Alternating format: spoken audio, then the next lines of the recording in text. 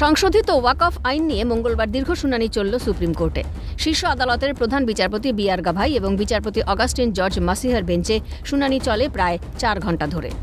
প্রশ্ন উঠল নতুন আইনের 3D ধারার গ্রহণযোগ্যতা নিয়ে। ওই ধারাটির ওপর সম্পূর্ণ স্থগিতাদেশ জারির আর্জিও উঠেছিল, তবে আগের নির্দেশই বহাল রয়েছে।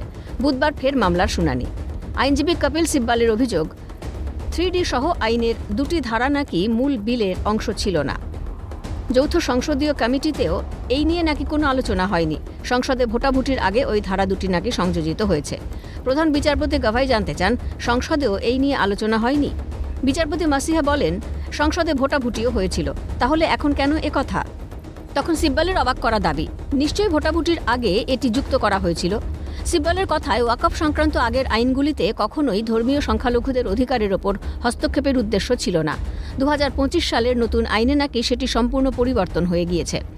ওয়াকফকে সম্পত্তি দানের ক্ষেত্রে কেন শর্ত চাপানো হয়েছে? প্রশ্ন কপিল সিব্বালের। নতুন আইনের 9 নম্বর ধারায় বলা হয়েছে, কেন্দ্রীয় ওয়াকফ কাউন্সিলে মুসলিম সদস্য থাকবেন 10 জন এবং অমুসলিম সদস্য থাকবেন 12 জন। কাউন্সিলের আগে শুধুমাত্র মুসলিমদের রাখা হতো। নতুন আইনে কেন কেন্দ্রীয় ওয়াকফ কাউন্সিলের সিংহভাগ সদস্যকেই অমুসলিম রাখার কথা বলা হচ্ছে? প্রশ্ন তোলেন সিব্বাল। আগের আইনের থেকে বর্তমানের আইনের ফারাক বোঝাতে গিয়ে সিব্বাল জানান, কোনো প্রাচীন সৌধকে সংরক্ষিত করা হলেও সেটির পরিচয় বদল করা হয়নি। আগে যেটি ওয়াকফ সম্পত্তি বলে চিহ্নিত ছিল সেটি তেমনই রাখা হয়েছিল। সেটিকে সরকারের কাছে হস্তান্তর করা হয়নি। সরকার কি কারো প্রার্থনা করার অধিকার কেড়ে নিতে পারে? সে কথা শুনে প্রধান বিচারপতি বলেন, খাজুরাহ মন্দির একটি প্রাচীন সৌধ হিসেবে সংরক্ষিত রয়েছে, তবু তো লোকে সেখানে প্রার্থনা করতে যায়।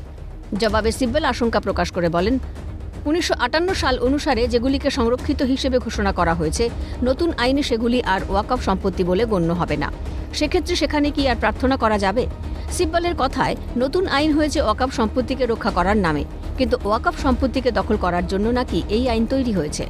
সব শুনে প্রধান বিচারপতির বেঞ্চ আগের নির্দেশই বহাল রেখেছে, দেয়নি কোনো স্থগিতাদেশ।